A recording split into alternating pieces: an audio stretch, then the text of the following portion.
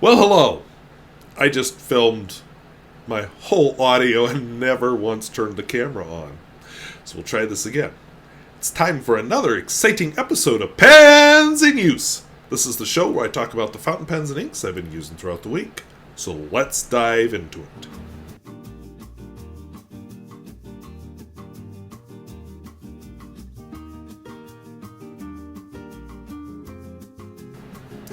If videos like this interest you, where I talk about fountain pens both new and old and at all price points, I would invite you to subscribe. And hey, first week back to school, haven't lost my voice yet. It's Friday, so I think it's a good sign. My throat feels this feeling of wear and tear. My nose is a little runny. And we'll talk about my eye, but overall, school has started and it's going A-okay. So let's take a look at some pens. Alright, so these are the pens and inks I've been using this week. So from left to right, I have a Nahvalur Nautilus, which looks really green in this light. I hope that's kind of showing up on the camera. I described it as black when I did my first impression, but it looks green here. I have a Parker Duofold. I have a Inoxcrom Caravel 2, 1920. And I have a Lamy 99/36.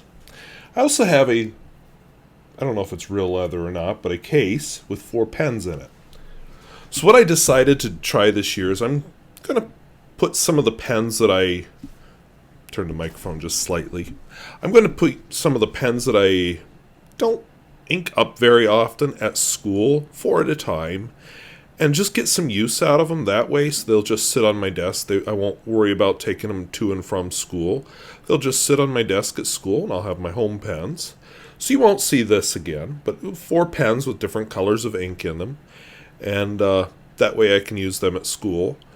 And as I replace one or the other of these, I'll mention it in pens in use, but then you just won't see these again till they cycle around and I replace again. So what do we have? We have the MaJohn A1. We're getting some color here. We have the Platinum Procyon.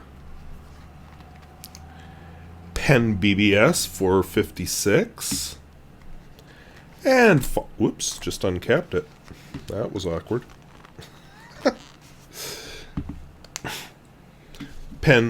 What is that? Pelikan Twist. As always, I will be doing my writing sample in this cognitive surplus theory notebook. So my first pen is this Nahvalur Nautilus. I recorded my first impression, I don't know when, but a while back, and I finally edited it together this week. With the crush of school, I had a different video in mind, but just didn't have time to edit or film. So I just decided to take some already filmed footage and edit it together. Kind of like the nautical theme. Pen comes with a double broad nib.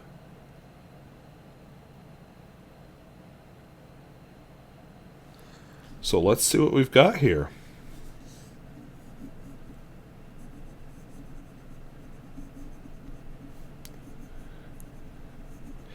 A little bit of friction to it, part of me thinks maybe I should have gotten a gold one, but then I remember it's the tipping, not the material, the nib, that makes it have a little friction. And it's a nice kind of friction. It's a double broad.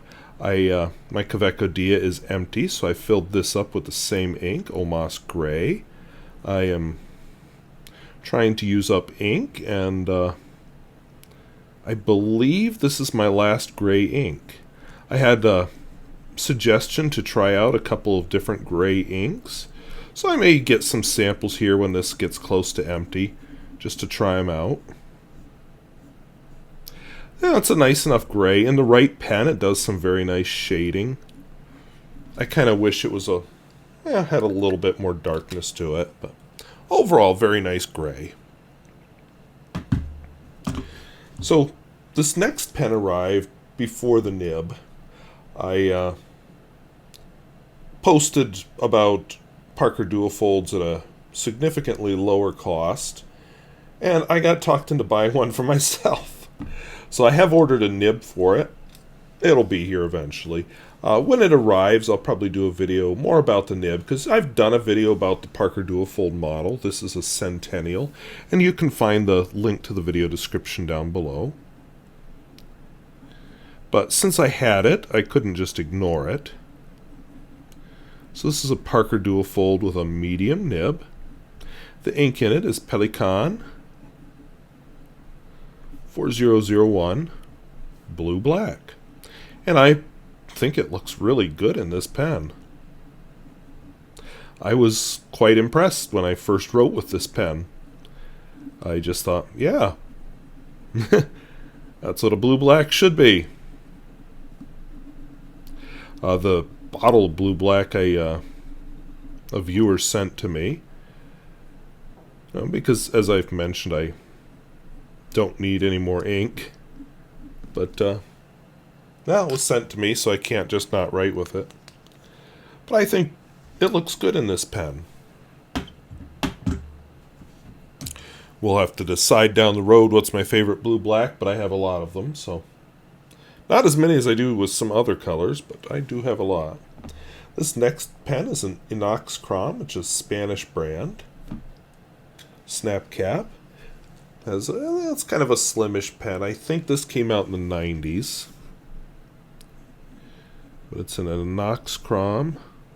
Wow. Inoxcrom Caravel.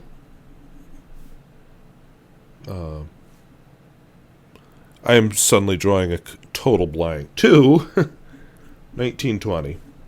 Mine has a medium nib on it. And the ink in it is a Noodler's ink. Another bottle I'm trying to use up. Noodlers are a little harder to use up because there's a lot of ink in their bottles. But anyway, it's Noodler's Green Cactus Eel. And this isn't the last time you'll see this ink tonight. A fill of it is going to school with me, as I was talking about earlier. It's a very nice green. It's a lubricated ink, so it's supposed to be, help the pen parts slip and slide better. I don't know if any other any other ink maker defines lubricated in quite the way Noodler's does, but good for Nathan Tardif for thinking of the operation of the pen, I guess. And my last pen that I've been using at home is this nice Lamy 99/36. Mine has an oblique fine on it, which means I have to rotate it a little bit.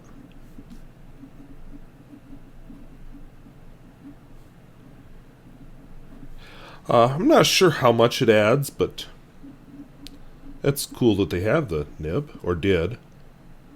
This is a Lamy bronze ink. Again, another bottle I'm trying to use up. I had a request, why don't you ever show the ink bottles? And I'll tell you why. As I fill them, or fill from them, it is so slow. It's really hard to see the progress. It's just one day you look and say, oh, that ink's almost gone. Oops. And I'm sorry, I got to talking and you didn't even see me write with that pen. But there you go. It just lays down a nice line. You can kind of see the oblique thing here. For my school pens, the first one is going to be this MaJohn A1 clicky fountain pen.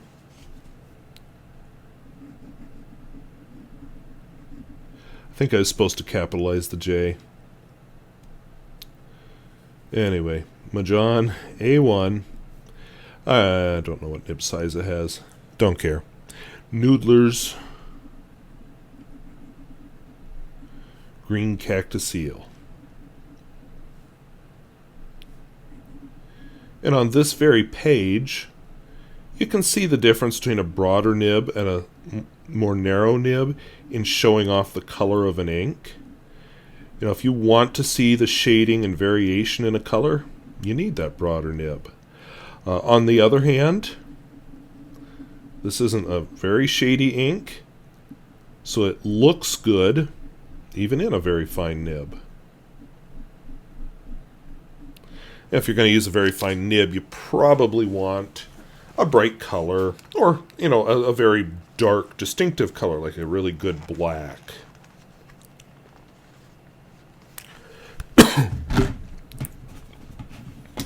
Oops. My Platinum Procyon.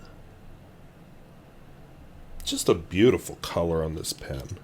I believe it came with a medium nib.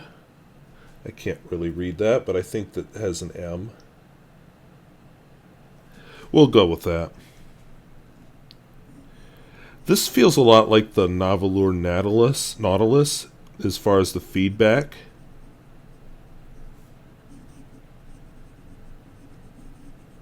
Different effect because it's not a double broad. This is just a good pen for doing your daily writing.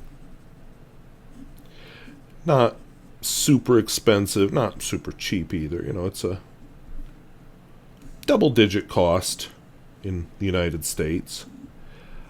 I like it. It's comfortable. It has a plastic section. It looks good. I just immediately liked the color when I saw it. And I think this is a nice color ink to kind of contrast with the color of the pen.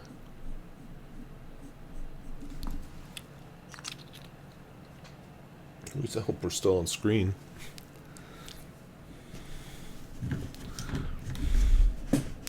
My next pen that's going to spend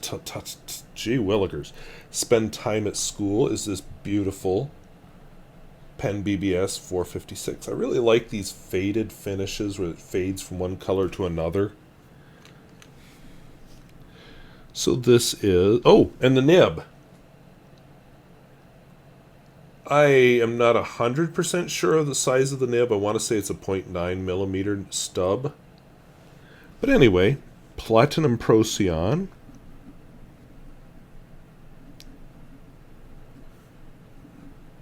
They had some weird sizes of nibs. Oops, just 0.9. 0.9 millimeter stub. And this is a Nemosine nib. Actually, a re-entry nib. I wish they still made re-entry nibs because I think they look really nice. And just like before, this is Lamy bronze. This is my other repeat. I don't know. They were probably too labor intensive for the price. That's my guess anyway. You know, the Diplomat Aero and the Kaweco Lilliput and the Kaweco Ultra all have a fire blue version that's, you know, they actually take flame to it to make it have that cool effect. But they're significantly more expensive than the other finishes. My last pen, it's one that didn't get a great review from me the first time. I just felt it was kind of uncomfortable and weird. It's a Pelikan Twist. They're still making it, so somebody likes it. And I will admit it's grown on me like fungus. Not ever going to be a favorite pen, but it's not horrible. How's that for a ringing endorsement? Pelikan Twist with a medium nib. And the ink in it is Pelikan 4001 blue-black. And you might notice the ink undergoing some kind of a color change. It goes to a more muted version of blue-black for whatever that's worth. Kind of a fun little change. I've been told that, I don't think it's true now, but that at one time this was one of those iron gall inks. I'm going to photograph that before the color totally changes.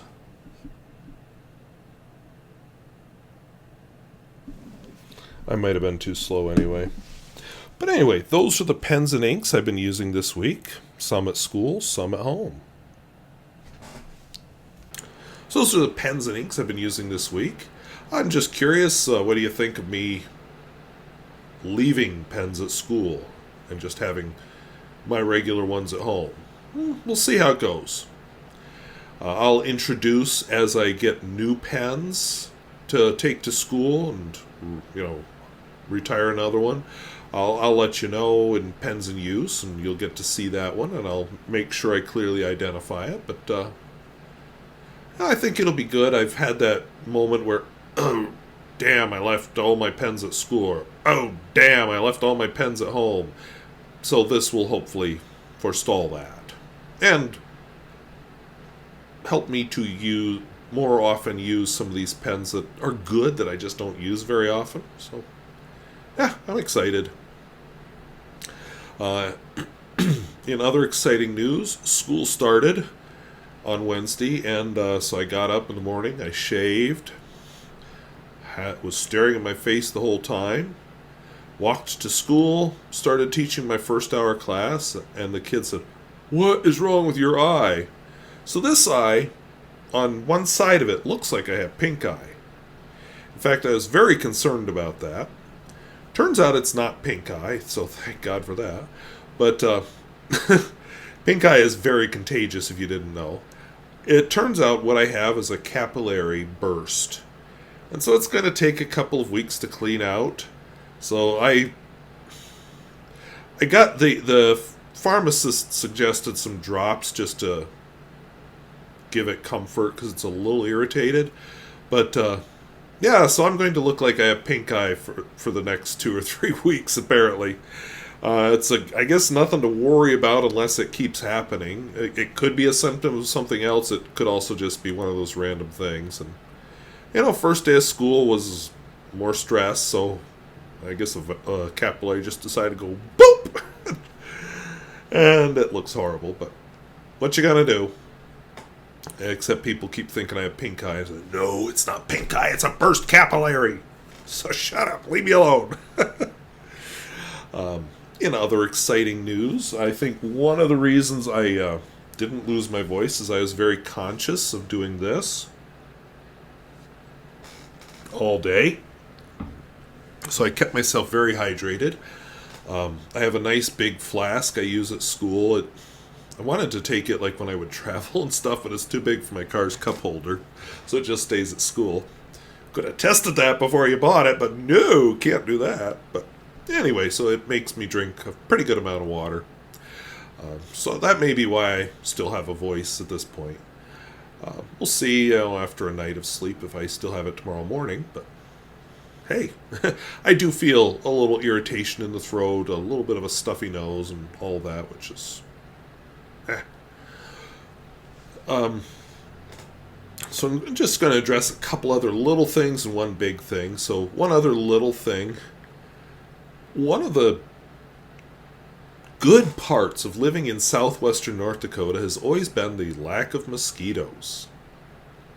It's too dry here. You get a couple in the spring and then they're done. No, not this summer. We have had so much rain. Everything is still green. And they are all over the place. I walked down to the school last weekend and, without thinking, wore shorts and a t-shirt. My legs were just black with mosquitoes. And then blood red after I swatted a bunch of them. My arms, all over my face. It was awful. And I was just like, why did I not wear bug spray? So, that hasn't been a fun thing about this summer, is all the bugs, the mosquitoes especially. It's just been awful. Garden has suffered partly because of mosquitoes, partly because the classes. I took several classes this summer and just got overwhelmed, and something had to give, and this summer it was the garden. It is a weed festival out there. So, got to do a better job with that next year, but hopefully I'm not taking as many classes next year.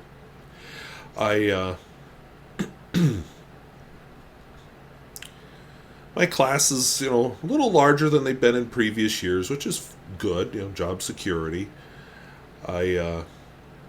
Returning to school with a full staff. We are short an art teacher. I don't know what they're doing this year.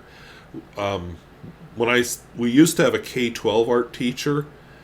After she left, we had one for 1 year and another one for the next year, and then haven't been able to find one since. So they were able to certify somebody just to do elementary art and done some Title I stuff or whatever.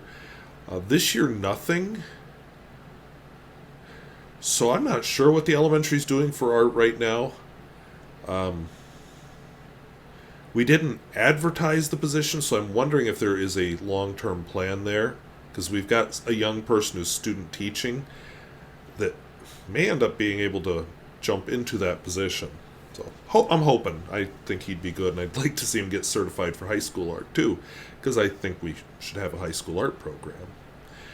Even though local university is trying to cut back on programs, and including core programs like math education and English education, not just art education. They want to cut back on music education also. So, yeah, way for the state university system to support its Western schools. We also have we weren't able to staff our English department properly. We were able to staff it fully, in a way, but it took some compromises.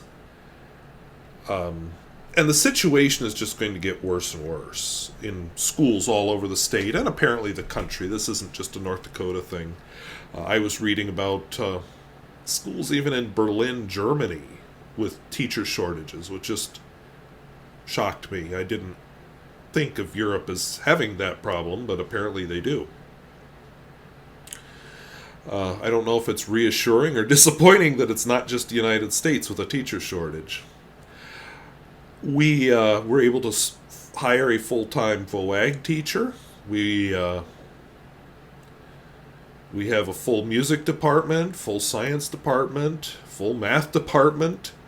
Last year I was teaching some math because we were missing a math teacher, but now we are full up there, full-time.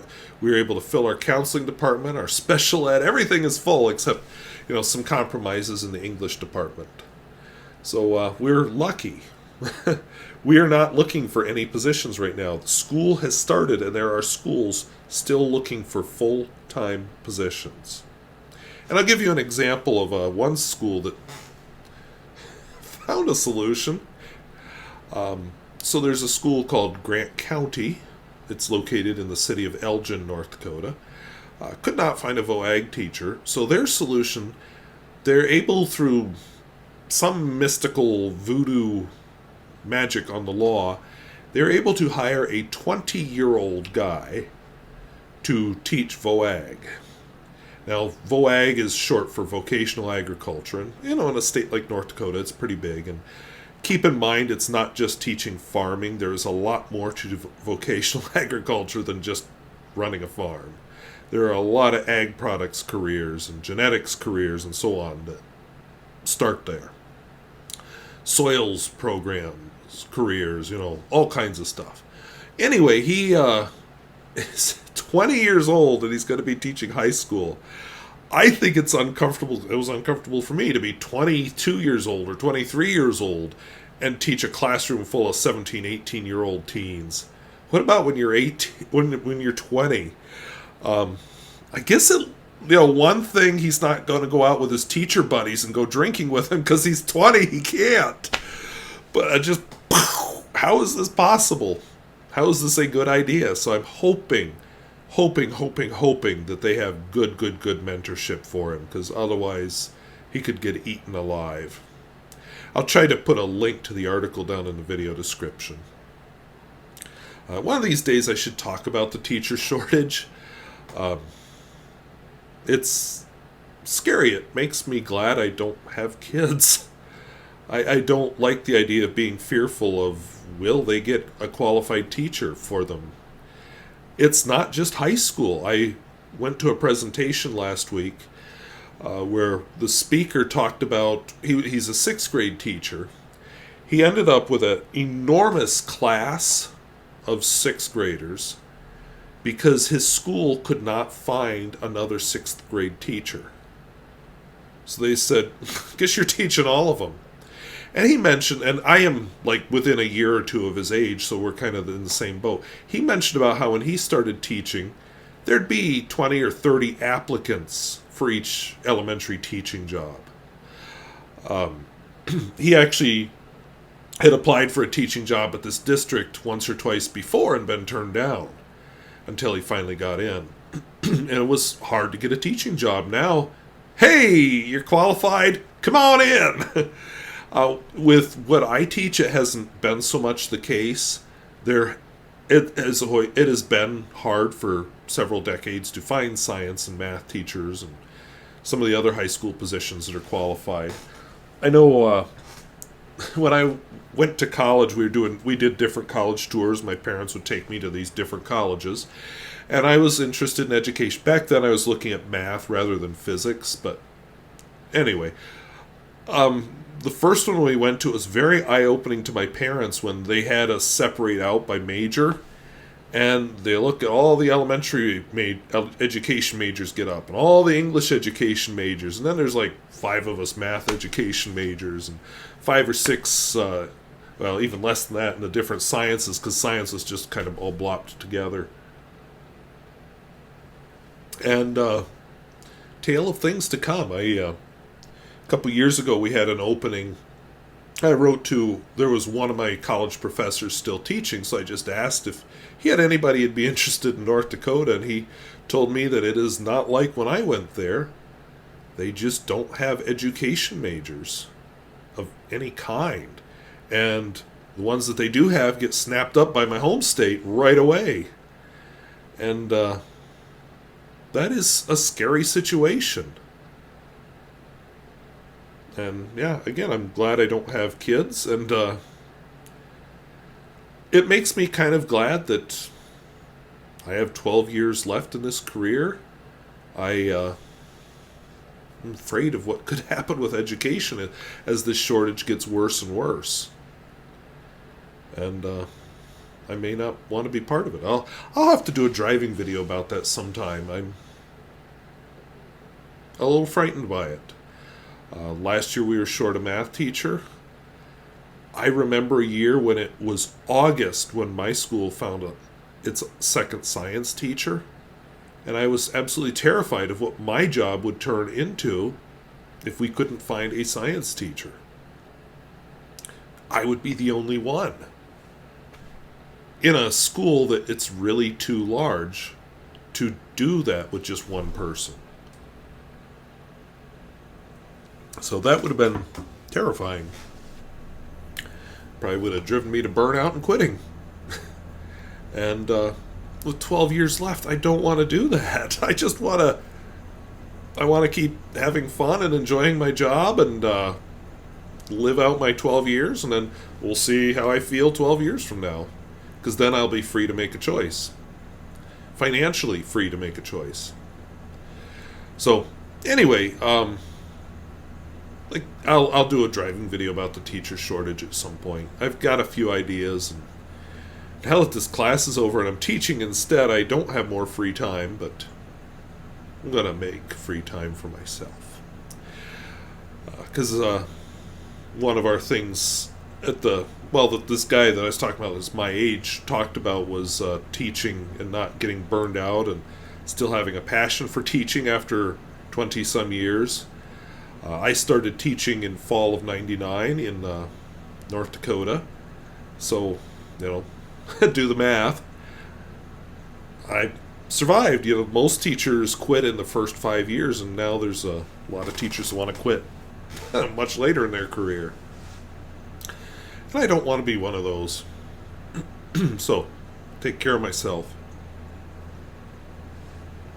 I did want to mention one other thing. None of this is scripted, by the way. This is totally off the cuff because I didn't have time this week. I had too much school. Too many things after school. And one night of panic over my eye till I could have it looked at. This week in the United States, the Republican Party had its first presidential debate. And I am not going to get into this from a political point of view. If I'm a North Dakota voter, I don't care about the Republican candidates right now. And that's what I want to talk about, because I'll tell you why. In North Dakota, the Republican Party decided that we don't care what the common people think. So, back in 2012, let me just open this so I make sure I say his name correctly. 2012, North Dakota Republicans, and North Dakota does not do primaries. North Dakota does what are called caucuses, which I don't like the caucus system. I prefer the primary system, but it is what it is. Back in 2012, the North Dakota Republican Caucus, which is where everybody goes to a meeting, there's speeches, people talk, and after a while, finally, there's basically a hand vote of who wants who.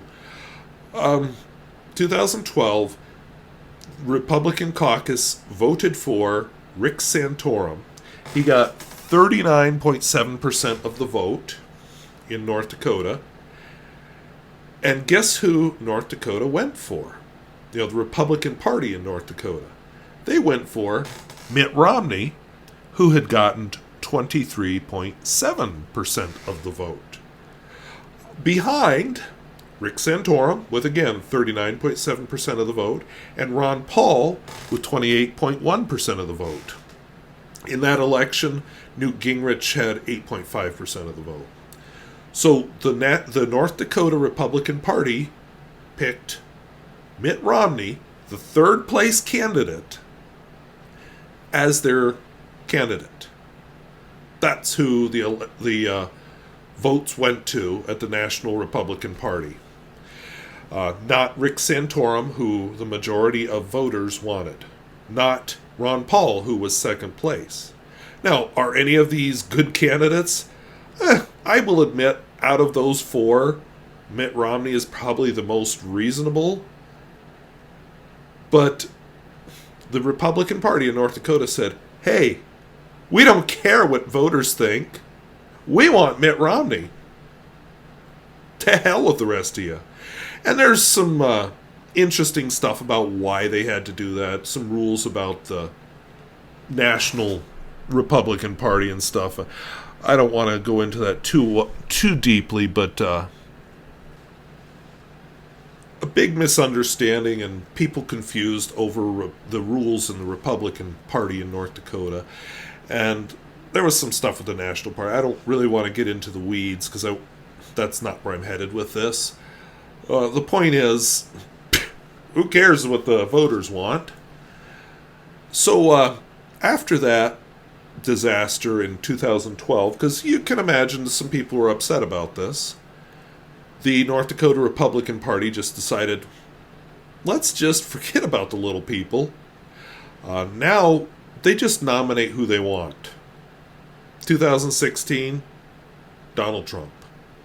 2020, and admittedly he didn't really have any opponents, so I get it, Donald Trump. 2024, it'll be interesting, we'll see what happens, but I would bet money it'll be Donald Trump, even though there's quite a wide field, including North Dakota's own governor. But we're not going to ask the voters of the state, but we're not going to ask the voters of the state, the Republican voters. Oh no, we're just going to do our own thing. So I did link to an article about why in North Dakota voters don't get to vote in the, let's call them primaries. But yeah, if you're a Republican in this state, your vote only matters in the fall election when it's down to the final candidates for the actual office of president. You don't get a say in who your party nominates for president. Which I just found very interesting and very sad. And indefensible. Apparently Colorado is like that too, and that's about it. I personally would like to see primaries in every state. I'd also like to see them all on the same day. Let's have some real fun. And maybe we can make it really interesting and do some ranked choice voting or something, but that's all for another time. I just felt, which by the way, North Dakota, there's no voter registration, so I'm not really part of any party. I'm just me. That's another whole topic we could get into. But the point is, if I was a Republican, I would be angry that I don't get a say. And what can they do about it? Now, somehow you got to get the right people into the right positions of influence to change the bylaws of the North Dakota Republican Party, which has been taken over by some more extreme people of late. But anyway, I just found that very interesting and something worth bringing up. That's what's going on. So I want to thank you for watching. And if videos like this interest you, where I talk about fountain pens both new and old and at all price points, I would invite you to subscribe. And hey, if it affects you at all, how's your first week of school going? Otherwise, feel free to comment about whatever down below. I'm headed off. It's football game starts in about 20 minutes, so I have to be there to do my yearbook duties. So I have a can of bug spray in my camera bag, and hopefully I can survive. I'll come back here and film the writing part of this video after that's done. So I want to thank you for watching. Talk to you later. Bye-bye.